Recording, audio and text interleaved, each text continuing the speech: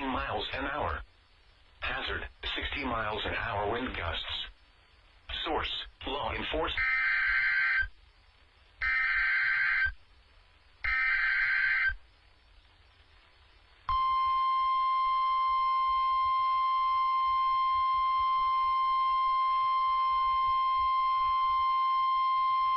The National Weather Service in Milwaukee-Sullivan has issued a severe thunderstorm warning for southeastern Fond du Lac County and east central Wisconsin, southern Sheboygan County in east central Wisconsin, until 8 p.m.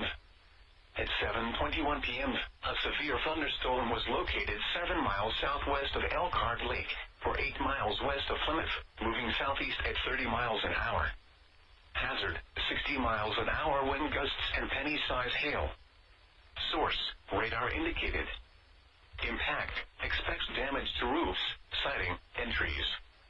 Locations impacted include Plymouth, Pittsburgh, Cedar Grove, Randon Lake, Greenbush, Cascade, Adel, Waldo, St. Cloud, Glenboila, Silver Creek, Beechwood, Dundee, Jimsville, Latavia, Town of Forest, Hingham, and Newfane.